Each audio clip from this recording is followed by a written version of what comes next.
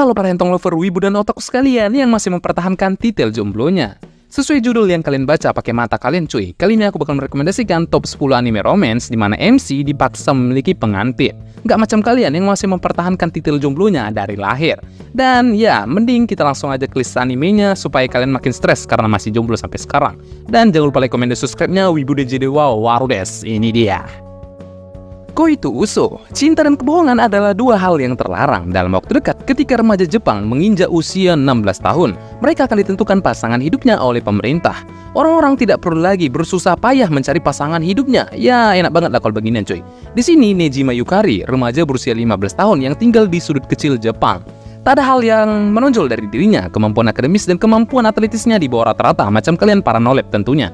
Namun apa jadinya kalau remaja yang menyembunyikan perasaannya ini merasakan jatuh cinta di tempat tinggalnya yang mengharamkan cinta cuy. Jadi intinya teman-teman, bagi kalian yang menyukai anime romance, gue saranin tonton anime ini. Tapi kalau kalian gak suka dengan karakter utama atau MC-nya yang suka minyi-minyi macam anime sebelah yang manganya udah 300 chapter dan gak ada progres sama sekali, wajib gak nonton anime ini. Okusama ga Seito Kaicho. Ya, untuk ciwi-ciwi minggir dulu. Anime ini sangat dikhususkan untuk kalian para batang yang suka anime romance dengan ecchi yang cukup hard. Di sini murid baru Izumi Hayato kalah dalam pemilihan ketua OSIS dari seorang gadis cantik bernama Wakana Ui yang telah mengejutkan semua murid karena menjanjikan akan membebaskan murid dalam percintaan di sekolah. Yang lebih mengejutkannya lagi cuy, dalam kampanyenya dia juga membagikan kondom gratis untuk kalian pakai. Tak lama setelah terpilih sebagai ketua OSIS, si Wakana datang ke rumah si Izumi dan mengatakan bahwa dia adalah tunangannya. Intinya para ciwi-ciwi jangan tonton anime ini karena anime ini sangat dikhususkan untuk cowok-cowok yang batangnya suka tegak macam tiang listrik. Fufu Ijo Koibito Minman. Di sini Jiro Yakuin, anak SMA yang membosankan macam kalian cuk, akhirnya tinggal dengan Akari Watanabe, salah satu gadis tercantik di kelasnya yang selama ini tidak pernah akrab dengannya cuy. Keduanya menjadi pasangan dalam latihan suami istri. Meski kesan pertama mereka buruk, Jiro dan Akari yang masing-masing sudah punya perasaan pada orang lain memutuskan untuk melakukan latihan suami istri dengan serius agar mereka dapat bertukar pasangan cuy. Namun setelah menjalani asam manis sebagai pasangan, keduanya mulai mengenal pesona satu sama lain. Kisah pasangan yang bukan kekasih tapi lebih mesra daripada suami istri ini pun dimulai. Intinya teman-teman, gue cuma mau bilang gue iri sama MC-nya cu. Haikara-san ga Toru. Anime ini mengambil cerita pada era Taisho. Di sini, Hanamura Benio atau Haikara-san telah kehilangan ibunya sejak dia masih kecil. Benio dibesarkan oleh ayahnya yang seorang tentara Jepang dengan pangkat yang tinggi. Karena itu, dia tumbuh menjadi gadis tomboy, tak seperti kebanyakan gadis lainnya.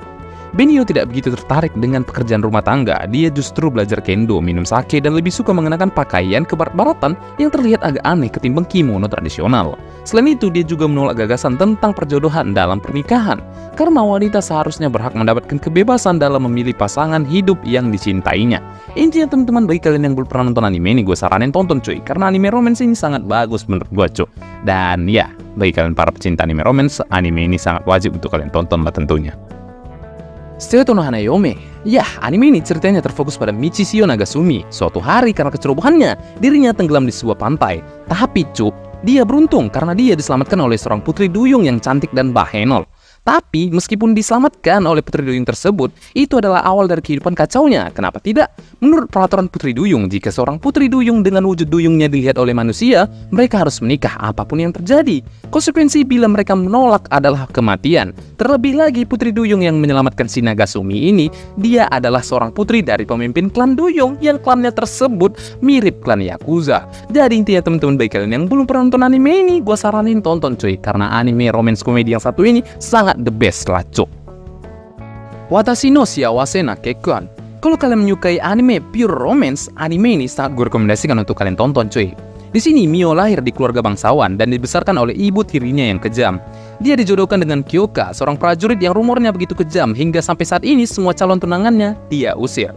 Mio yang tak memiliki rumah untuk kembali perlahan membuka hatinya pada calon suaminya yang dingin. Meskipun awalnya sulit, tetapi dia percaya akan datang kesempatan untuk menemukan cinta sejati dan kebahagiaannya. Ya teman-teman, kalau kalian menyukai anime pure romance, anime ini sangat gue rekomendasikan untuk kalian tonton cuy. Karena cerita anime ini sangat bagus menurut gue cuy, dan mantap banget lah pastinya cuy. Mikakunin Desin Koke. Ketika Kobenio no Mori genap berusia 16 tahun, ia terkejut mengetahui dirinya dijodohkan dengan Hakuya Mitsumine. Untuk memperdalam hubungan mereka, Hakuya bersama adiknya datang dan mulai tinggal serumah dengan si Kobeni. Hubungan mendadak keduanya membuat mereka canggung. Meskipun demikian, mereka mencoba untuk menyesuaikan diri. Seiring berjalannya waktu, si Kobe ini mulai menyadari hal berharga yang seharusnya tidak dilupakannya. Ya teman-teman, anime ini saat gue rekomendasikan untuk kalian tonton bagi kalian para penyuka anime romance komedi. Dan gue cuma mau bilang adiknya Hakuya kawaii banget cuk. Kako no Inazuki. Nagi Umino, siswa SMA Megurogawa kelas 2 berumur 16 tahun yang saat lahir tertukar.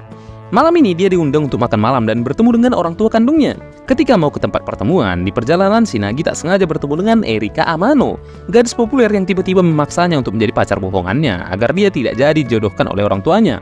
Namun ketika si Nagi bertemu dengan orang tua kandungnya, ia kaget ternyata ayah dan ibu kandungnya adalah orang tua yang membesarkan Erika. Iya, ini adalah anime romance yang sangat gue rekomendasikan untuk kalian tonton tentunya, karena gue sendiri masih ngikutin manganya juga sampai saat ini.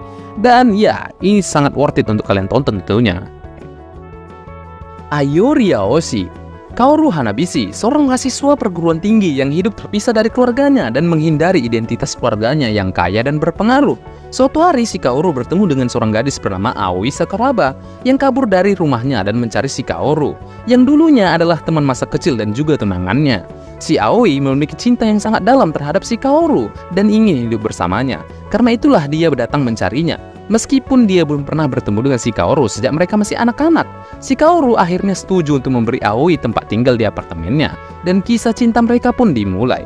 Intinya teman-teman, bagi kalian yang udah agak bosan dengan cerita anime yang zaman sekarang yang itu-itu aja atau gitu-gitu aja, nggak ada perkembangannya, mending kalian tonton anime yang satu ini, sangat gue rekomendasikan cuy.